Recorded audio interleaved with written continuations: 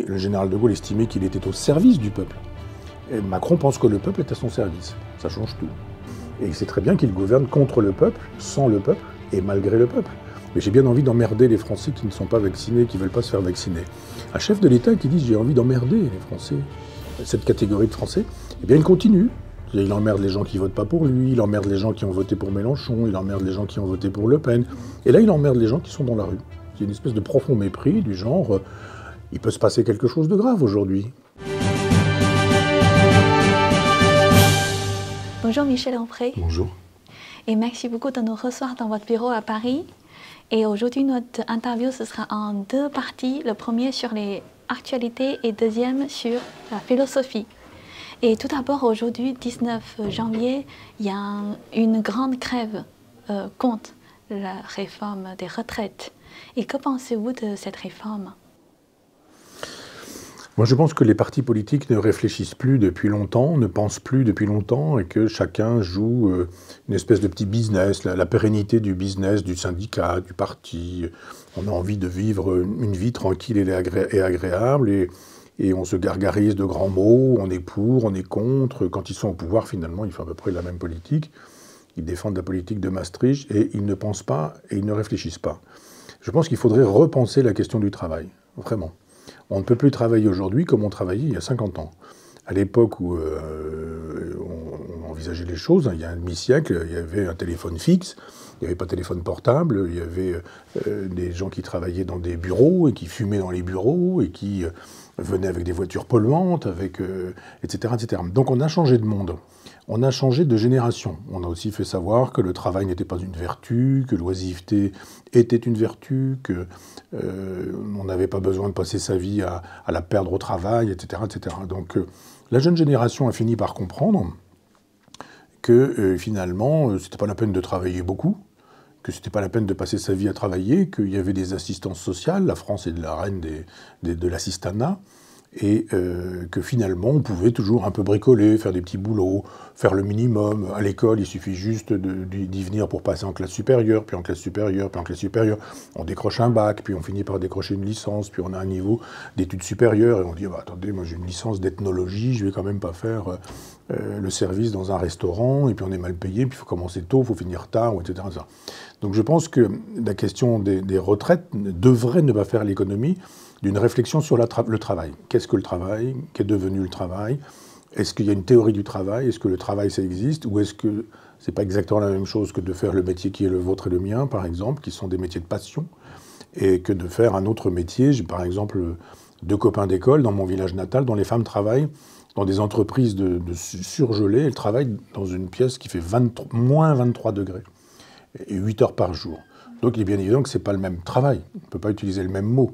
Il y a presque une espèce de punition pour ces gens qui font ce travail terrible. Et puis, pour nous, un mot plutôt inapproprié. C'est-à-dire quand on est peintre, quand on est cuisinier, quand on est philosophe, écrivain, chanteur, enfin, il y a des passions et ça ne relève pas du travail. Donc je pense que pour l'heure, moi je suis pour les retraites à 60 ans. Je pense même que ça pourrait être encore plus tôt pour certains et plus tard pour qui voudrait. Il faudrait que ça puisse être au choix. J'ai eu un jour un ami neurochirurgien qui me disait j'ai acquis un savoir incroyable, il me faisait voir ses rapports d'opération, il faisait des dessins, il a inventé une technique de chirurgie opératoire du cerveau. Et puis un jour, on lui dit c'est fini, vous partez, vous ne pouvez plus travailler. Donc lui, il voulait continuer à travailler. Donc il y a un moment donné où à la carte, on devrait pouvoir imaginer que certains ont envie, d'autres n'ont pas envie. Certains veulent travailler tard. Alors évidemment, il ne faut pas non plus qu'un chirurgien opère à 95 ans, ça n'aurait aucun sens. Mais il faudrait une pensée générale du travail, une pensée globale du travail, quelque chose de très contractuel qui permette de dire non, certains métiers doivent pouvoir partir de bonne heure. J'imagine que ces deux amis qui ont les deux femmes qui travaillent dans ces situations-là devraient pouvoir partir à peut-être même 40 ans. On devrait pouvoir faire 20 ans ce métier-là, c'est tout, et puis avoir droit à une retraite conséquente, pendant que d'autres pourraient aller plus loin. Mais là, en France, on est un pays très jacobin, donc on dit voilà, c'est comme ça. C'est retraite à 60, à 63, à 64, à 67, etc. Et en amont, on sait bien que quand Macron décide de cette réforme, c'est l'Europe qui lui demande de faire cette réforme-là. Et que dans la feuille de route de l'Europe libérale, les pays qui se soumettent au contrat s'entendent dire, eh bien, le travail, ça va être ça, vous allez fonctionner comme ça, beaucoup d'immigration, pas de contrat à durée déterminée, de l'indéterminé, il faut une espèce de flexibilité. Donc c'est un projet politique auquel je m'oppose. Et si Macron, il ne suit pas l'ordre de Bruxelles, quelle est la conséquence? Mais il n'y aura pas de conséquence parce qu'il a été élu pour faire ça. La politique de Macron, c'était la politique de Hollande, qui était la politique de Sarkozy, qui était la politique de Chirac, qui était la politique de Mitterrand. C'est-à-dire qu'en France, depuis 1983, tout est verrouillé pour que l'idéologie, ce soit l'Europe de Maastricht. Donc la France fait de telle sorte qu'une fois à gauche, une fois à droite, une fois à gauche, une fois à droite, mais ça ne veut rien dire, droite et gauche. Quand le système, c'est une Europe libérale dans laquelle il faut faire disparaître les nations, disparaître les pays, faire un grand marché, une espèce de grand cosmopolitisme avec l'éloge de l'hybridation, du cosmopolitisme dont on nous dit qu'il est l'horizon indépassable, que ça ne veut plus rien dire d'être français, qu'il n'y a pas de culture française, que s'il y a un peu de culture ou d'histoire française, ça n'est jamais que l'histoire de l'antisémitisme, du colonialisme, de la collaboration. Et je pense que tout le monde a défendu cette thèse-là depuis 1983. Certains avec intelligence, panache, culture, comme Mitterrand, parce qu'il arrivait à envelopper tout ça. Et puis chacun avec son style, avec énervement chez Sarkozy, avec une espèce de bonhomie chez Hollande, et puis une espèce de cynisme brutal chez Macron. Mais ça reste une politique dont on ne peut pas se défaire. C'est-à-dire ça ressemble à une espèce de totalitarisme souriant. Tout est fait pour que Marine Le Pen existe politiquement pendant 5 ans. Elle participe à des émissions de télévision, elle est interviewée, elle fait partie de ceux qui ont les 500 signatures, elle fait partie de ceux qui sont dans la course au présidentiel. Il faut faire tout pour qu'elle arrive au second tour pendant 5 ans. Et puis pendant 1 mois, on dit que c'est une nazie, que c'est une fasciste, que c'est une antisémite, elle est responsable de la Shoah, elle est responsable d'Oradour-sur-Glane. Et les gens finissent par dire « Ah non, on ne va pas voter pour cette femme-là, c'est l'extrême droite, elle est antisémite ». Elle n'a jamais eu un procès, elle n'a jamais été condamnée pour antisémitisme. Mais les médias officiels, les médias d'État, payés avec l'argent du public, nous disent en permanence qu'elle est antisémite, qu'elle est raciste, qu'elle est xénophobe. Il n'y a pas de condamnation pour ces faits-là. Donc il y a une idéologie, elle est très souriante, elle est très autoritaire, elle s'impose, et on s'aperçoit que la feuille de route de Macron, elle est à Bruxelles, elle n'est pas du tout nationale, elle n'est pas du tout française, elle n'est pas du tout populaire. Ce n'est pas du tout le projet du peuple. Le peuple ne veut pas ça. 50% des gens n'ont pas voté aux dernières élections. 50%, la moitié de la France. Et dans ceux qui ont voté, une majorité a voté contre Marine Le Pen et pas forcément pour Emmanuel Macron. Au bout du compte, goulot d'étranglement, vous finissez toujours par avoir un candidat qui défend la même vision des choses.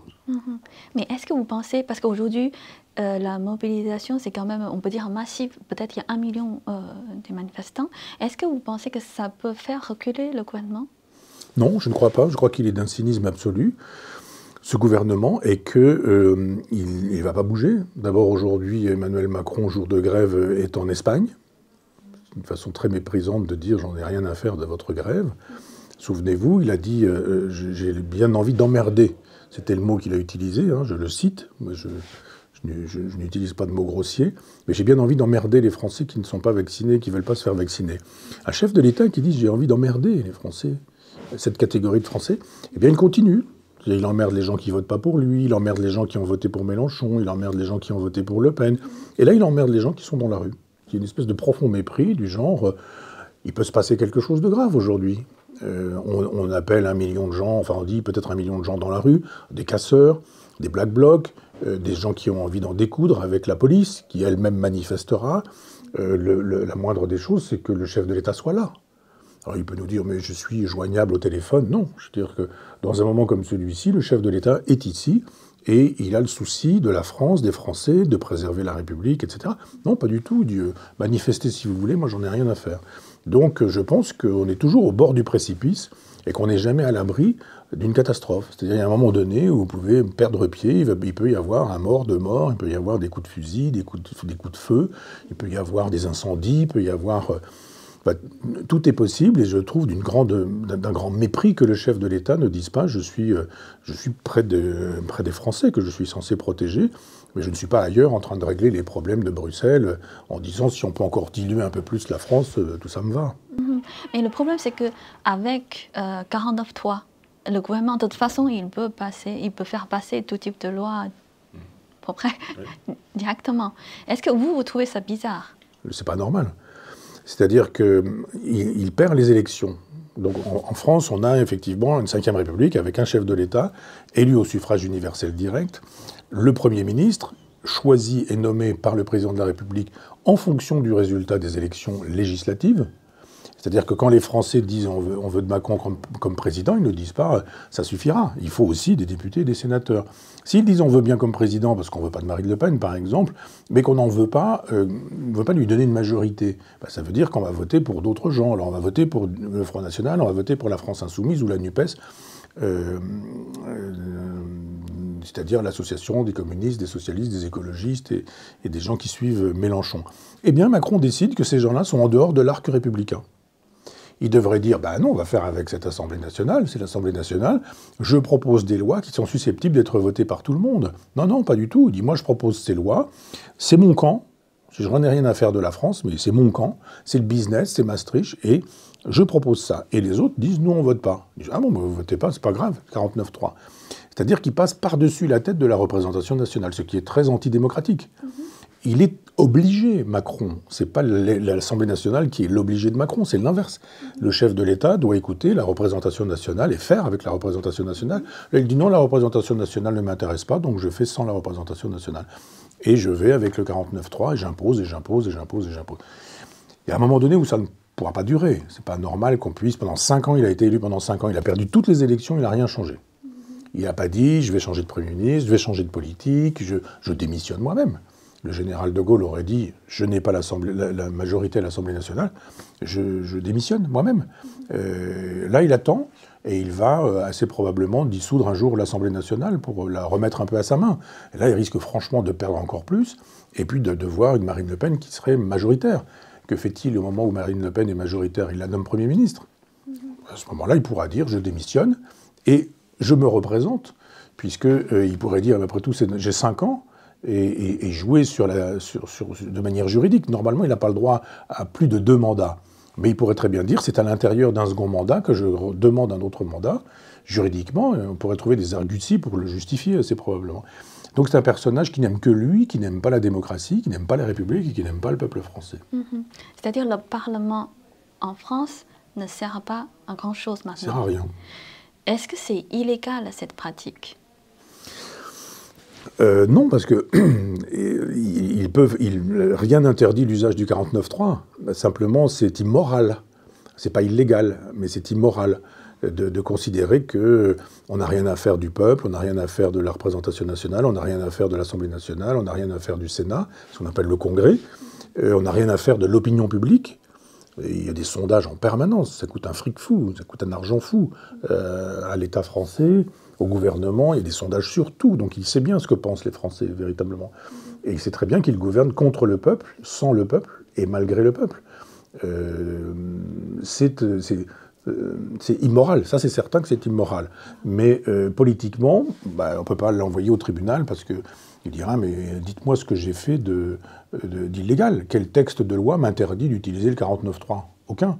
Quel texte de loi m'oblige à composer avec une Assemblée nationale qui ne veut pas composer avec moi? Aucun. Simplement, il y a une époque où les chefs d'État avaient une éthique, une morale, le général de Gaulle estimait qu'il était au service du peuple. Et Macron pense que le peuple est à son service. Ça change tout. Et ça me fait penser, par exemple, en Chine, beaucoup de Chinois savent que le régime du Parti communiste chinois est illégal parce qu'il ne représente pas le peuple. Il méprise le peuple, il méprise la vie. Et du coup, justement, quand on réfléchit la France, le président Macron, en fait, il a à peu près la même attitude. C'est exactement le même paquet cadeau, on change d'emballage. C'est-à-dire que vous, par exemple, en Chine, pour ce que j'en sais, il y a une société de contrôle permanente. C'est-à-dire que vous avez des drones, on vous regarde, on sait ce que vous faites, qui vous êtes, ce que vous pensez.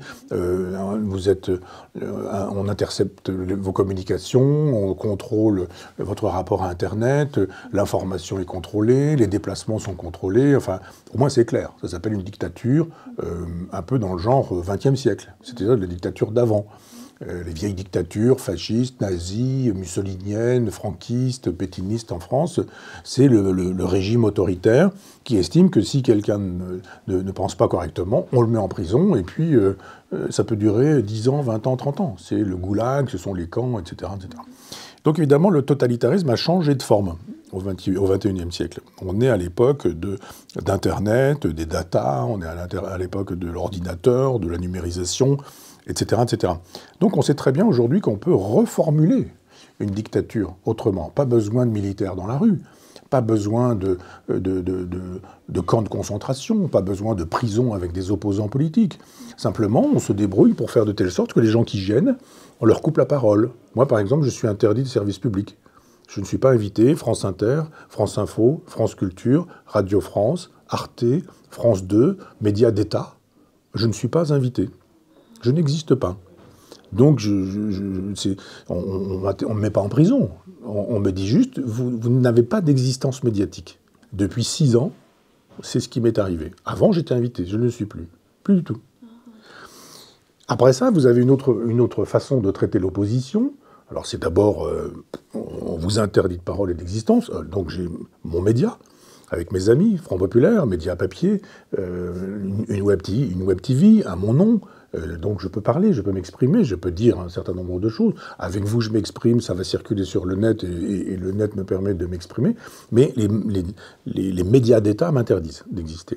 Après, vous avez une deuxième technique qui consiste à mépriser ce que vous faites et à travestir ce que vous faites. Donc il suffit à ce moment-là, évidemment, de ne pas lire ce que vous écrivez, mais quand vous parlez de quelqu'un, d'en dire du mal, en disant que je suis un fasciste, je suis quelqu'un d'extrême droite, j'ai changé d'avis, j'étais jadis de gauche, maintenant je suis passé du côté des réactionnaires, des conservateurs, de l'extrême droite, des fascistes, etc. On a même comparé à des collaborateurs de la Deuxième Guerre mondiale qui avaient porté l'uniforme nazi sur le front russe. Bernard-Henri Lévy, pour ne pas le nommer, a dit dans un journal comme Le Point que moi et Stéphane Simon et moi, nous étions Déa et Doriot, deux collaborationnistes notoires dont un a porté l'uniforme nazi sur le front russe. Donc soit on ne parle pas de moi, soit on dit qu'en gros j'ai porté l'uniforme nazi, quoi. Je porte l'uniforme nazi. Donc une autre façon d'interdire la parole. Donc probablement, il est possible qu'en Chine, un intellectuel disparaisse et qu'on ne sache plus où il est, parce qu'on le met dans une prison, dans un camp, et que peut-être même on peut le tuer. Personne ne le saura jamais. Nous, il n'y a pas de problème, on peut circuler, on peut aller, on peut venir, etc. Simplement, vous ne parlez pas sur les médias d'État. Et quand on parle de vous sur les médias d'État, c'est pour vous salir, c'est pour dire le contraire de ce que vous pensez, c'est pour faire de telle sorte qu'on puisse vous détester. Après ça, moi ça va, j'écris des livres, ça se vend bien, mais je pense que des gens qui aujourd'hui défendraient les thèses que je défends ne trouveraient pas d'éditeurs. Donc on n'édite pas, on ne fait plus de livres, donc on n'embauche plus à l'université des gens qui pensent librement. Donc si vous êtes aujourd'hui wokiste, il n'y a pas de problème, vous serez journaliste, vous serez professeur d'université, vous serez directeur d'une maison d'édition, parce que l'idéologie se reproduit et écarte tout ce qui n'est pas elle. J'ai écrit un livre qui s'appelle Théorie de la dictature, et qui s'inspire d'Orwell, et je pense vraiment que nous sommes dans une dictature. Simplement, c'est une dictature 2.0, et qu'elle n'est pas visible comme elle est visible en Chine. On peut rentrer sur le territoire français, ressortir, on peut créer un journal si on veut. Je veux dire, la totalité des journaux aujourd'hui sont subventionnés par l'argent public. C'est pas normal. Vous vous dites, mais l'Humanité, le Figaro, Libération, l'Express, Le Point, etc., ils ont tous de l'argent d'État. Ils disent tous, ah ben oui, mais nous on est communistes, nous on est libéraux, nous on est centre-droit, nous on est centre-gauche, et on dit finalement, ah, il y a une pluralité. Cet argent sert théoriquement à la pluralité. Simplement, quand il va falloir arriver au deuxième tour, et qu'on aura le choix entre Macron et Marine Le Pen, c'est-à-dire entre le système et quelqu'un qui s'oppose au système, tous vont dire qu'il faut voter pour le candidat du système. Le journal communiste, en disant on ne vote pas pour le candidat du système, mais contre Marine Le Pen. Au centre droit, on dira il faut voter pour lui parce que finalement tout n'est pas très bien chez lui, mais enfin c'est quand même beaucoup mieux que d'avoir un régime fasciste qui etc., etc. Donc tout est fait effectivement pour que les élites se reproduisent, pour que les gens qui aient envie de faire partie des élites et intégrer les élites puissent exister, mais il va falloir dire que le wokisme c'est formidable, que etc., etc. On connaît les discours.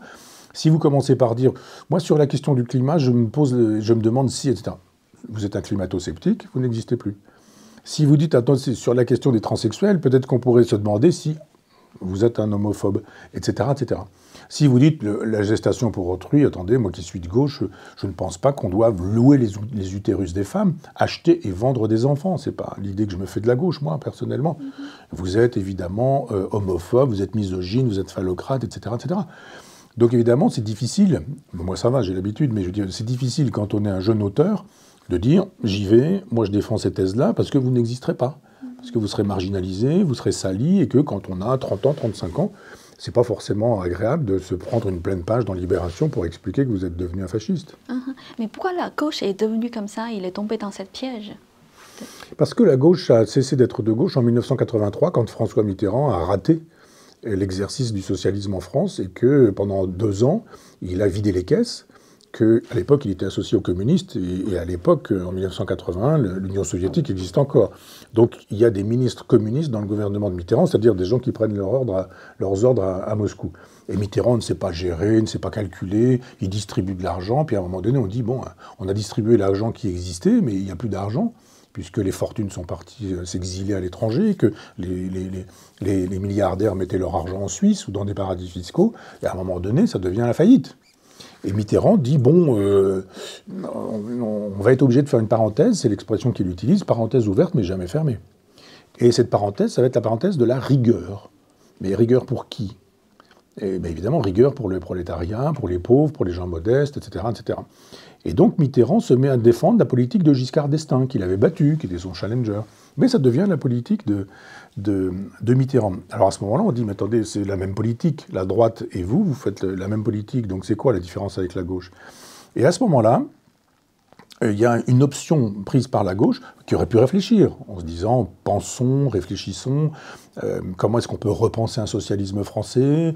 Est-ce que, je ne sais pas, Jaurès, Pierre Leroux, Pierre-Joseph Proudhon, Charles Fourier, enfin tout ce socialisme français, Cabet et autres, Considérant et autres, ne peuvent pas nous aider à repenser un corpus. Après tout, le monde a changé, repensons un peu quelque chose de neuf. Là, pas du tout, on vous dit, on a une idéologie clé en main. Elle est fabriquée sur les campus américains, à l'ouest, côté Californie, et ça s'appelle le wokisme, enfin le politiquement correct à l'époque. Et on commence par dire, eh bien voilà, maintenant le peuple est parti chez Marine Le Pen, donc laissons-le, on ne peut plus le récupérer, chez Jean-Marie Le Pen d'abord, puis chez Marine Le Pen ensuite, laissons le peuple partir là-bas, et refaisons un peuple nouveau. Et le peuple nouveau, sous-entendu, il va falloir qu'on marque notre différence avec la droite, ce sont les minorités. Minorités sexuelles, minorités religieuses, minorités raciales, minorités, etc., etc.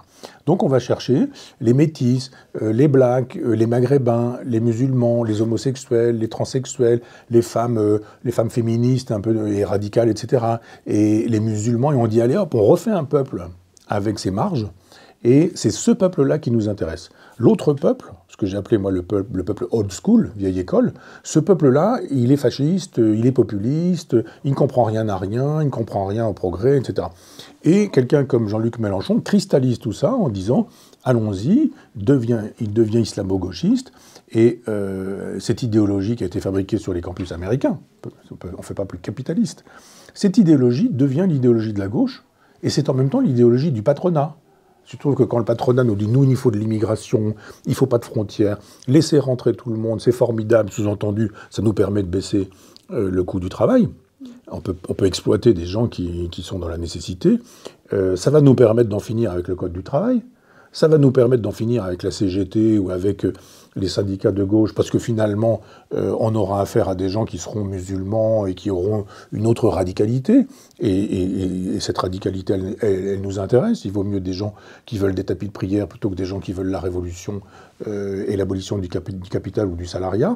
Et donc, on voit bien que la gauche est l'idiote utile du capital, l'idiote utile du capitalisme, du libéralisme, et que quiconque s'oppose à ça, comme moi, passe pour un fasciste. La méthode de désignation de quelqu'un qui dit « Attendez, ça ne vous étonne pas, vous, à l'extrême gauche, de penser la même chose que le représentant du patronat français ?»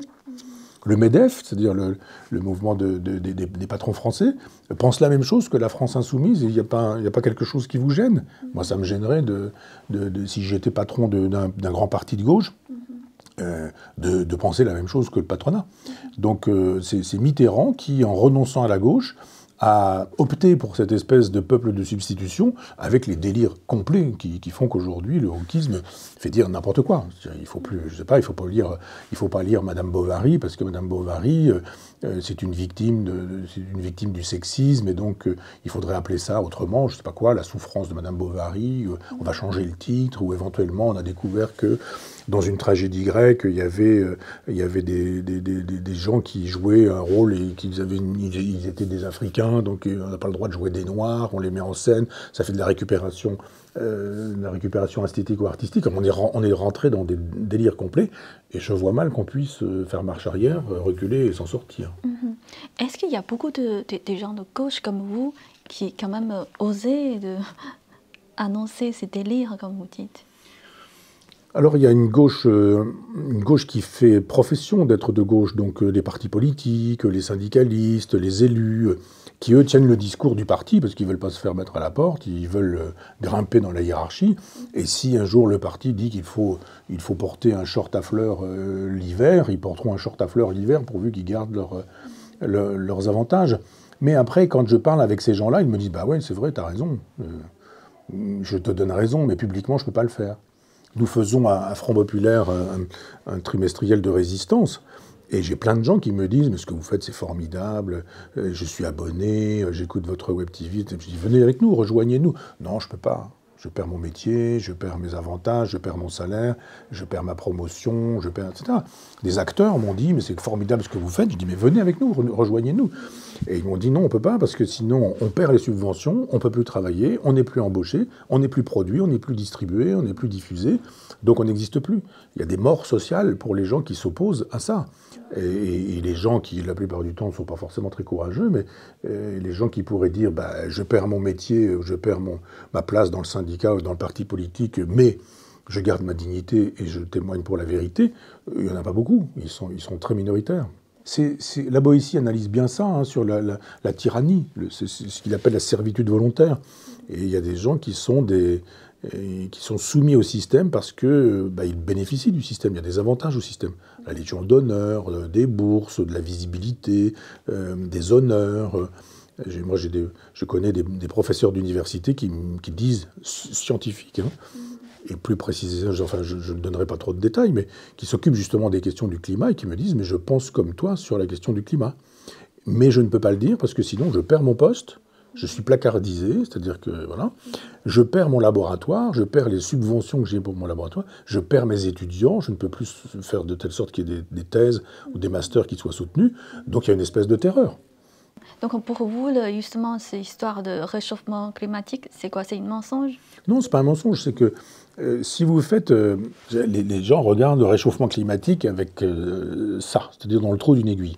Je dis, si nous prenons l'histoire du cosmos, et que nous regardons l'histoire de la Terre dans l'histoire du cosmos, nous voyons une évolution qui suppose qu'il y a eu des périodes de réchauffement et des périodes de refroidissement, alors qu'il n'y avait pas un homme sur la planète. Il n'y avait pas d'homme. Donc à un moment donné, on se dit, mais qu'est-ce qui s'est passé au moment où il y a une fonte des glaciers? Qu'est-ce qui s'est passé à un moment donné où il y a une glaciation, fabrication de glaciers? Si vous faites un tour en avion, vous regardez des vallées, ça a été creusé par des glaciers, vous vous dites, c'est pas exactement la même chose aujourd'hui. Il n'y avait pas d'hommes, donc on ne va pas dire que c'est la faute des moteurs, du dégagement de gaz carbonique, etc., etc. Au XVIIe siècle, il y a un grand refroidissement à l'époque de Louis XIV. C'est-à-dire qu'il y a 30 cm de glace sur la Seine. C'est lisible, c'est visible, si on fait une histoire du climat. Emmanuel Leroy-Ladurie a écrit un livre qui s'appelle « L'histoire du climat depuis l'an 1000 ». Il est tombé sur des archives de viticulteurs qui, eux, notaient le temps qu'ils faisaient dans les régions viticoles, Bourgogne, Bordeaux, etc. Et en disant, enfin, c'est l'une des régions, je crois que c'est Bourgogne, mais il faudrait vérifier. Tel jour, telle date, l'ensoleillement, la pluie, le degré, l'hygrométrie, etc., etc. Et là, on peut, sur 1000 ans, voir à quoi ressemblait le climat. Il y a eu des périodes de réchauffement et de refroidissement. Le moteur, ça date du 19e siècle. On ne va pas fin 18e pour les premiers exercices, mais enfin bon, Denis Papin et autres, enfin bon, c'est plutôt le 19e siècle. Vous dites, mais il y a eu des refroidissements, des réchauffements. Groenland, étymologiquement, ça veut dire la terre verte. C'est-à-dire que quand les gens découvrent le Groenland, il n'y a pas de glace du tout. Mais il y a des pâturages avec des bovins sur les pâturages. C'est devenu le Groenland que nous connaissons, c'est-à-dire avec de la glace. Ça veut dire que du temps des hommes, il y a eu un Groenland sans glace, et il y a aujourd'hui un Groenland avec glace. Est-ce que c'est l'homme qui est responsable? Je pose la question, je ne dis pas qu'il n'y a pas de modification du climat, je dis que la modification du climat, elle est à mettre en relation avec l'astrophysique, avec la cosmologie, voire la cosmographie, avec la géologie, et avec un certain nombre de sciences qui nous manquent aujourd'hui, simplement parce qu'on ne sait pas comment ça fonctionne. Vous avez la Terre, elle est sur un axe, elle tourne sur elle-même et autour du Soleil. Mais en tournant, elle vibre, c'est-à-dire que l'axe bouge régulièrement. Et ce, sur des siècles. C'est-à-dire qu'il y a des vibrations qui... Ça veut dire que si vous vibrez un peu, l'exposition au Soleil n'est plus la même. C'est-à-dire qu'il y a une période où vous avez une exposition, puis une autre exposition, et vous pouvez prendre ou perdre 4 degrés de plus ou 4 degrés de moins. Donc je veux qu'on réfléchisse à la question du climat en faisant de l'astrophysique, en faisant de la géomorphologie, en faisant de la géologie, etc., et pas de la morale. Après, il y a ce qu'on appelle la part anthropique, c'est-à-dire ce que l'homme a fait. Je ne nie pas que tant de milliards d'individus sur la planète qui consomment de manière extravagante, qui polluent de manière extravagante, ça contribue effectivement aussi au réchauffement de la planète. Je dis simplement, sur le réchauffement, la part de l'homme, c'est quoi? C'est ça, c'est ça, c'est ça, c'est ça. Et certains nous disent c'est ça, c'est tout, c'est l'homme. Et pensent que si nous, en France, nous modifions nos comportements, la planète va changer considérablement. Mais je dis, mais attendez, la Chine, les États-Unis, l'Inde, qui sont les pays les plus polluants, sont des pays qui, eux, ne vont pas arrêter de consommer. Donc ça va servir à rien de dire, moi, dans la baignoire, j'enlève ma cuillère à soupe, je ne peux pas faire plus, et en même temps, on va avoir baissé le niveau de la baignoire. Oui, d'une cuillère à soupe. Eh bien là, c'est exactement la même chose. C'est-à-dire l'Occident européen se culpabilise sur la question du climat en sachant très bien, ou en feignant de savoir, ou en feignant d'ignorer, c'est comme on voudra, mais que les pays les plus polluants sont des pays qui, de toute façon, se moquent d'arrêter de polluer. Donc ça ne sert à rien pour nous de culpabiliser les Français en leur disant il faut changer de voiture, halte au diesel, il faut rouler moins vite sur les autoroutes, il faut dans les villes des passages, enfin des lieux qui soient totalement libérés des voitures, ou il faut qu'à Paris la circulation soit limitée à 30 km/h. Ce qui veut dire que quand vous roulez avec des voitures devant, des voitures derrière, 30 km/h, c'est la certitude qu'il n'y aura pas de fluidité, et c'est la certitude que vous allez polluer plus. C'est-à-dire qu'au nom d'une baisse de la pollution, vous polluez plus. Si vous dites une chose comme celle-ci, vous êtes un climato-sceptique. Si vous êtes un climato-sceptique, vous êtes interdit de service public. Le but, c'est quoi? Le but, c'est contrôler le peuple, hein? Oui, bien sûr. C'est de contrôler le peuple, c'est de le soumettre et c'est de faire de l'argent. Le but, c'est le capitalisme.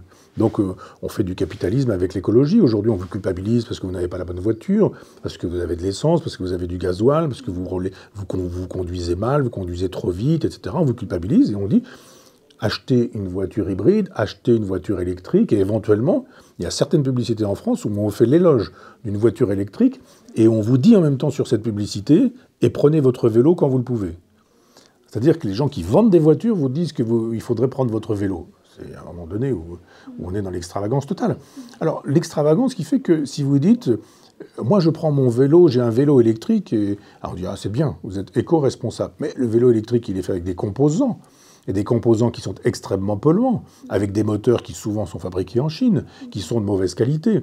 Et quand le moteur ne fonctionne plus, parce qu'au bout de 3 mois, ça ne fonctionne plus, et encore, ça peut être plus rapide que ça, vous vous retrouvez avec une batterie qui, elle, va polluer. Ah mais non, parce que si vous êtes écologiste, vous ne polluez pas. Et donc, à ce moment-là, on vous dit, il vaut mieux polluer avec un vélo électrique que polluer avec une voiture qui roule au gasoil. Vous dites, si vous êtes chef de l'État, vous avez le droit de polluer avec des avions privés, par exemple. Mais si vous êtes un particulier qui a passé sa vie à travailler, une vieille personne qui veut prendre le soleil un peu l'hiver et qui s'en va au Maroc ou dans à la Tunisie, une destination un peu ensoleillée, on criminalise ces gens-là en leur disant vous ne devriez pas prendre l'avion, c'est pas éco-responsable, c'est inadmissible, etc. Mélenchon, le roi de l'écologie pour la jeunesse, est allé l'autre jour en Guyane avec une équipe de télévision française du service public, France 2, c'est-à-dire 30 personnes dans un avion pour aller faire une émission en Guyane et retour en France.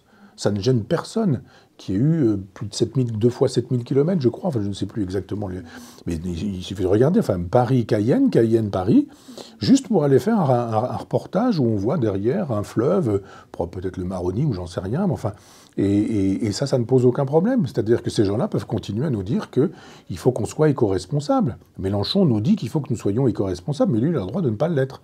Donc il y a un moment donné où effectivement, les gens qui dénoncent cette imposture-là, cette inconséquence et cette imposture, sont des gens dangereux. Donc il faut leur interdire la parole.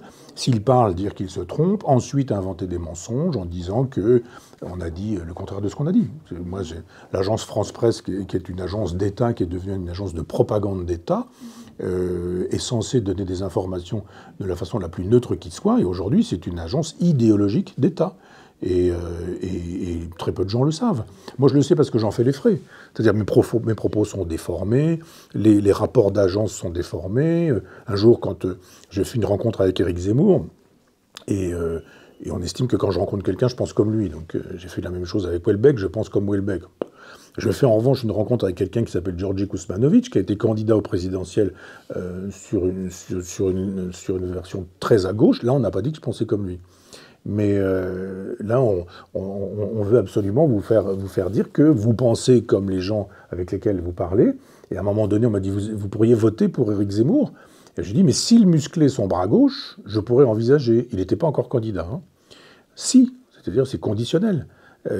J'envisagerais avec un S, conditionnel, et pas futur. L'agence France Presse rédige, Michel Onfray n'exclut pas de voter pour Zemmour. Et sans dire que c'était conditionné à quelque chose. Ce qui ne veut pas dire exactement la même chose. Et cette agence tourne dans la totalité des rédactions où on dit Michel Onfray votera Éric Zemmour. Et donc, vous dites, mais voilà comment fonctionne la propagande. Propagande d'État, payée par notre argent. L'agence France Presse est une agence d'État. Et donc, effectivement, vous fabriquez l'opinion. Et il y a des gens qui disent, mais Onfray, il a appelé à voter Zemmour. Comment vous voulez que je dise? Non, je n'ai pas invité à appeler Zemmour. C'est Agence France Presse qui a dit que, en mentant, en oubliant qu'il y avait un conditionnel, une deuxième partie de ma phrase, etc., etc. Donc nous sommes dans une dictature en France, c'est évident. C'est pas du tout la dictature du XXe siècle avec un casquet armé botté, avec des barbelés, etc. Mais avec les méthodes d'aujourd'hui qui sont effectivement les data, l'ordinateur, les médias, les réseaux sociaux et toute cette propagande qui ne cesse de débouler comme une espèce de tsunami. Aujourd'hui, j'entendais, comme il y a une forte mobilisation contre cette réforme, apparemment, il peut y avoir de coupures de courant. Pas en raison de manque d'électricité, mais contre cette réforme de retraite. Et apparemment, pas seulement il y a cette manifestation, il y a aussi des médecins maltraitants, il y a aussi des profs mal payés et méprisés, il y a aussi des policiers usés, il y a même des boulangers menacés aussi. C'est en gros, tout le monde souffre et tous les métiers sont devenus de plus en plus durs. Est-ce que vous pensez que nous sommes proches de plus en plus de certains désordres sociaux? Oui, quand vous dites tout le monde souffre, j'enlèverai les banquiers qui, eux, se portent bien. Il n'y a pas de banque qui fasse faillite en France, il n'y a pas de banque qui fasse faillite en Europe, pas du tout. Les patrons du CAC 40, ça se passe très bien aussi, ils font des bénéfices considérables. La SNCF fait des bénéfices considérables. Et donc il y a des endroits où l'argent existe quand même. Et ce sont toujours les mêmes qui payent, c'est toujours le petit peuple.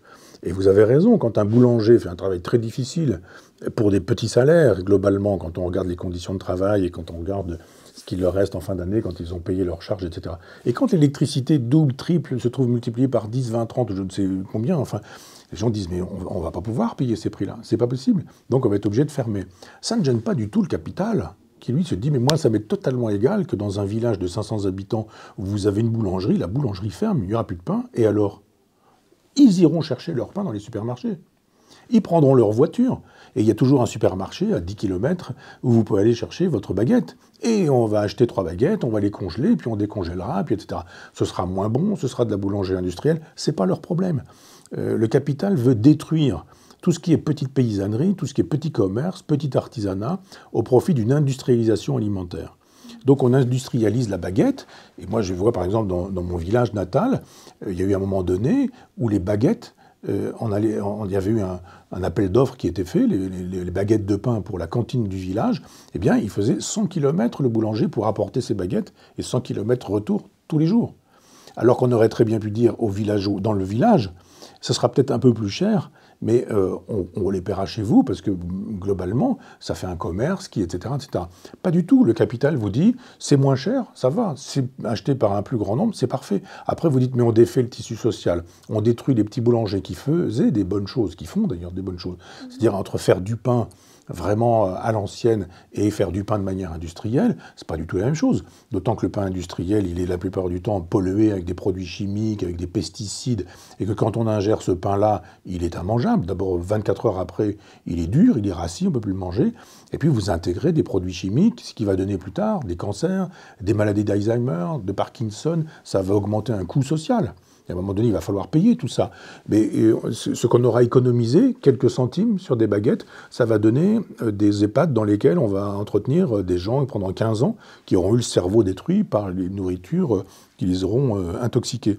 Donc il n'y a pas de projet politique chez les hommes politiques qui devraient dire mais ce sont des petites économies, comme disait mon père, ce sont des petites économies que de gagner 1 centime sur une baguette en estimant que, alors on sauve un artisan local, alors qu'on va polluer justement, on va obliger un boulanger à faire 2 heures de voiture pour amener son pain, et un pain qui sera, lui, industriel. De toute façon, l'autre, il aura la totalité des marchés, donc il prendra sa voiture et il fera une tournée, il aura 5 ou 6 écoles sur sa tournée, et il aura le monopole. Donc il y a juste un moment donné où cette Europe maastrichtienne qui veut effectivement l'industrialisation de l'agriculture, l'industrialisation de l'alimentation, elle se trouve dans la lumière. Là, quiconque réfléchit voit bien comment ça fonctionne. D'un seul coup, on voit que les boulangers ont des problèmes. D'un seul coup, on voit que les artisans ont des problèmes. D'un seul coup, on voit que les paysans ont des problèmes. Et puis vous ajoutez tout ça, à tout ça, les enseignants, comme vous avez raison, les enseignants, les infirmières, les médecins, les juges, les policiers, etc., etc. Plus rien ne va. En France, dans l'Europe de Maastricht, vous avez des cotisations. Vous avez des pays qui donnent plus que ce qu'ils reçoivent, des pays qui reçoivent plus que ce qu'ils donnent, et des pays qui reçoivent autant que ce qu'ils donnent. La France fait partie des pays qui donnent plus qu'ils ne reçoivent. C'est-à-dire que quand nous sommes pauvres, c'est parce que nous sommes pauvres parce que nous nous appauvrissons. C'est-à-dire cet argent que nous donnons à l'Europe, qui elle redistribue, va permettre peut-être des autoroutes en Roumanie, des hôpitaux au Portugal. Mais est-ce que la France a vocation à faire des autoroutes en Roumanie, à faire des hôpitaux au Portugal, si c'est payé par une paupérisation du peuple français? Si le peuple lui-même n'a plus de réseau routier entretenu, et si le peuple lui-même français ne dispose pas d'hôpitaux. Il y a un moment donné où on se dit la vocation d'un pays, c'est pas de faire fonctionner les autres pays au détriment de sa propre nation, de son propre peuple. Eh bien si, c'est comme ça que ça fonctionne. Donc effectivement, c'est sur tous les secteurs qu'on peut voir que ça ne marche pas. La prison, la justice, l'école, les hôpitaux, etc., etc., etc., ça ne marche pas, de fait. Et est-ce que vous pensez que la France peut rentrer dans une période de chaos sans État? Le problème, c'est que l'État en France, quand les gens disent « oh, il n'y a plus d'État en France », je dis « vous rigolez ou quoi ?» Si vous traversez un village de 50, limité à 50 à l'heure, et que vous le traversez à 60, l'État, il est capable de vous retrouver pour vous mettre une amende et de récupérer l'amende. Hein. Il n'y a aucun problème, ça c'est sûr. Si vous faites une erreur dans vos impôts parce que vous n'êtes pas un fiscaliste et que vous avez oublié, par exemple, que quand on vous donne ce qu'on appelle des indemnités per diem, moi j'ai fait ça quand j'étais, par exemple, j'étais invité à une époque dans les instituts français, dans les alliances françaises, et je suis allé un peu partout sur la planète. Maintenant, je suis interdit. Donc, je suis interdit d'invitation ici, là ou ailleurs. Je suis allé au Japon, je suis allé en Inde, je suis allé dans tous les pays d'Amérique du Sud, et un peu partout, pour faire des conférences. Maintenant, je suis interdit de ce réseau-là. Mais j'ai eu un jour un contrôle fiscal parce qu'on m'avait donné ce qu'on appelle les indemnités per diem, des indemnités par jour. Et encore, on vous donne une enveloppe en liquide. J'aurais très bien pu ne pas la déclarer. J'ai déclaré cette enveloppe en liquide. Et puis après, j'ai déclaré des frais. C'est la personne qui s'occupait de mes impôts qui avait déclaré des frais. J'ai eu un contrôle fiscal. Et on m'a expliqué que le statut fiscal des indemnités per diem ne permettait pas qu'on puisse déclarer en même temps des frais, puisque c'était fait pour couvrir les frais. Il faut être technicien pour savoir ce genre de choses-là. Eh bien, l'État français m'a récupéré à l'époque, on était en francs, on était dans les 5 000 francs, donc je ne sais plus combien, 3 000 à 4 000 euros. Non, je ne sais pas compter, il vaut mieux que j'arrête d'essayer de voir combien ça faisait en euros. Mais parce que l'État, là, il est capable de vous retrouver quand il veut récupérer ses impôts, quand il veut récupérer une amende. Là, il n'y a pas de problème. Si éventuellement vous êtes un délinquant du genre, je ne sais pas, vous avez été 10 fois cambriolé. et vous avez mis un piège. Je me souviens d'une époque de quelqu'un qui avait piégé un transistor et dans sa maison. Et comme il se faisait sans cesse cambrioler, il avait piégé son transistor. Le voleur prend le transistor, il l'allume, pouf, ça explose, ça lui arrache la main. Le voleur a porté plainte contre la personne qui l'a cambriolé, et que croyez-vous qu'il s'est passé? C'est le propriétaire qui a perdu. Donc il y a un moment donné où effectivement vous vous dites, l'État quand il veut, prétendument faire respecter la loi, en disant qu'on n'a pas le droit de faire ça, tiens c'est drôle, mais on aura le droit de cambrioler. Donc on a le droit de cambrioler, mais on n'a pas le droit chez soi de piéger son transistor si on veut. Après tout, vous pouvez dire, moi j'aime les explosifs, mon plaisir c'est d'avoir un transistor piégé, et puis si vous voulez pas que ça vous arrache la main, il vous suffit juste de ne pas rentrer chez moi sans mon autorisation, et puis ça vous arrivera pas, quoi. Pas du tout. Donc je pense que l'État n'est pas si faible que ça, que quand l'État veut être fort, il est fort, quand il veut retrouver les gens, il les retrouve, quand il veut recouvrer des impayés ou des amendes, il recouvre, et que simplement il est faible quand il veut être faible. Parce que c'est une volonté délibérée. Donc quand il s'agit de poursuivre le citoyen plus ou moins honnête, que je dis plus ou moins honnête, parce qu'évidemment, si vous avez traversé un village à 100 à l'heure alors que c'est 50, c'est pas très... Enfin, ça se fait pas. Mais encore qu'il y a des gens qui ne voient pas forcément les panneaux. Quand vous avez des panneaux à l'entrée des villages, et vous pouvez rentrer à 100 à l'heure dans un endroit qui est à 50 jusqu'à ce que vous découvriez que vous êtes rentré dans une agglomération parce que les premières maisons sont 100 mètres plus loin ou quelque chose comme ça. Enfin bon. Et donc moi je pense que l'État n'est pas si faible que ça, mais il y a une volonté des gouvernants de rendre l'État faible sur un certain nombre de questions pour affaiblir la France. Donc c'est pas vraiment pour soulager la souffrance du peuple, mais pour récupérer tout ce qu'il pouvait en fait. Oui. Regardez quand il y a eu le Covid et qu'on n'avait pas le droit de sortir de chez soi, il fallait faire des autorisations, etc., etc. Moi j'ai connu une dame qui s'était fait une autorisation pour aller au cimetière sur la tombe de son mari. Elle avait pris un crayon à papier parce qu'elle devait faire ses mots mêlés ou ses mots croisés avec un crayon à papier dans sa maison. Et elle avait rempli sa fiche au crayon à papier. Et la police l'a arrêtée, a vérifié et a estimé qu'il fallait que ce soit rempli à l'encre et pas au crayon à papier. Et elle a eu une amende de 130 €. Parce qu'on estimait qu'elle pouvait avoir une gomme dans sa poche et puis mettre toutes les heures, changer, mettre 11 heures, retour 12 heures, retour 13 heures, retour 14 heures.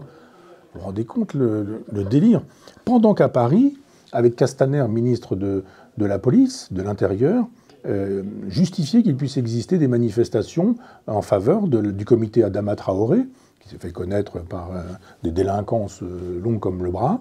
Et c'était interdit de se réunir à plus de 2 ou 3 dans la rue. Mais là, il pouvait y avoir 2000 personnes dans la rue parce que le ministre de l'Intérieur disait il y a des moments où la loi doit ne pas prendre le pas sur la morale et sur la justice. Donc voilà, vous dites, ben voilà, il y a des extraterritorialités, il y a des gens qui ont le droit de sortir pour dire que la police tue, par exemple. Cela, on a le droit. Il faut mettre un genou en terre. Mais si vous êtes une grand-mère et qu'on peut vous piquer 130 €, alors on vous pique 130 €, il n'y a aucun problème. Donc non, c'est une volonté délibérée de l'État d'être fort avec les faibles et faible avec les forts. Et on voit bien que ça s'apparente de fait à un système mafieux. Mm-hmm. Mais du coup, d'après vous, il y a quand même l'espoir et les lumières? Non, parce que je ne vois pas comment on peut revenir de ça. C'est-à-dire que c'est comme si vous me disiez... le Titanic a heurté l'iceberg, il y a des voies d'eau partout, est-ce qu'il y a un espoir pour qu'il ne coule pas? Ben non, il va couler, c'est évident. C'est-à-dire quand on a détruit l'école, quand on a détruit la justice, quand on a détruit la police, non pas que la police ne fasse pas son travail, mais elle n'est pas soutenue, elle n'est pas défendue, elle n'est pas aidée, elle n'est pas aimée non plus. Il y a un moment donné où il faut dire à sa police, on est de votre côté, vous prenez des risques, et quand les risques sont pris et qu'il y a une bavure, bon, ben, on prend en considération qu'effectivement, vous n'êtes pas venu pour tuer des gens, mais il y a des gens qui vous tirent dessus ou leur tirez dessus, ah oui, voilà, c'est comme ça que ça se passe. Je pense qu'on doit pouvoir... on devrait pouvoir restaurer tout ça. On aurait dû, à une époque, mais cette époque est révolue, c'est terminé, c'est trop tard. À l'école, on n'apprend plus à lire, à écrire, à compter, à penser depuis 2-3 générations. Comment vous faites aujourd'hui? Je suis chef de l'État et j'arrive à la tête de l'État, ou ministre de l'Éducation nationale, qu'est-ce que je fais? Je dis maintenant on arrête les mauvaises méthodes d'écriture, on va apprendre avec la méthode syllabique, on va refaire les dictées, on va refaire du par cœur. J'ai tous les syndicats contre moi, j'ai une partie des parents qui disent réactionnaires, conservateurs, etc. Les gens descendent dans la rue, les enseignants estiment que c'est le retour au fascisme, etc. Et imaginons que tout le monde soit d'accord en disant mais oui, c'est du bon sens, et bien sûr qu'on va faire ça, les enseignants sont d'accord, les profs sont d'accord, les syndicats sont d'accord, on le fait. Mais vous allez fabriquer une génération dans 20 ans. Et l'autre génération, elle va continuer. Et vous allez avoir une autre génération, etc. Et donc ça ne suffira pas. Et donc je pense que ce qui a été cassé est définitivement cassé. Quand vous avez brisé une porcelaine chinoise, eh ben, elle est brisée. L'idée de dire on ne pourrait pas refaire comme avant. Non, on pouvait recoller des morceaux, mais briser, casser. Et là, je vois mal qu'on puisse s'en sortir. La France a été engagée sur la voie de la décadence. Il faut résister à la décadence. Si vous n'y résistez pas, elle vous emmène. Hein. Et donc, je vois mal aujourd'hui un homme providentiel, une femme providentielle, une politique providentielle pour changer tout ça. Il faudrait quitter l'Europe de Maastricht, il faudrait reprendre la nation, il faudrait un personnage qui ait suffisamment de crédit pour qu'on puisse le suivre. Il faudrait une volonté délibérée de se retrouver derrière ce personnage. Plus personne ne tolère aujourd'hui l'autorité, les principes, la loi. Donc on est parti trop loin. Donc l'effondrement est pour vous inévitable. Oui, je pense que nous allons disparaître mais en même temps c'est ainsi. Hein. Je veux dire, la Chine a réussi à maintenir sa civilisation, 5000 ans, nous en parlions tout à l'heure, mais parce qu'il y a une volonté de la part de la Chine. Israël existe toujours parce qu'Israël veut exister toujours. Et si vous avez des pays qui ne veulent pas exister, ils disparaissent. Et si vous voulez exister, vous vous donnez les moyens d'exister, vous défendez votre histoire, votre culture, votre civilisation, votre peuple, et puis vous dites voilà, on est fier d'être, je sais pas, d'être chinois, on est fier d'être israélien, et puis voilà, aujourd'hui, les gens ne sont pas forcément fiers d'être français. Ça recommence, il y a une jeunesse aujourd'hui qui dit bah si, la France c'est pas rien, et soyons un peu fiers d'être français. Je ne sais pas, j'aimerais me tromper, j'aimerais qu'un général de Gaulle revienne et réussisse à galvaniser une France qui, pour le coup, redeviendrait fière d'être elle-même. J'aime bien cette idée. Il y a des gens aujourd'hui qui veulent être fiers de tout, quoi. Ils sont fiers de leur pratique sexuelle, ils sont fiers de leur existence, ils ont changé de boulot, ils ont démissionné, ils disent qu'ils sont fiers de leur courage, je ne sais pas quoi. La fierté est un peu mal placée, mais je trouve qu'on a une culture, une civilisation, on avait, et qu'on pourrait être fier de ça, plutôt que d'être honteux. Et là, pour le coup, la France pourrait durer. Mais ça fait trop longtemps que les gens qui n'aiment pas la France dirigent et président aux destinées de la France.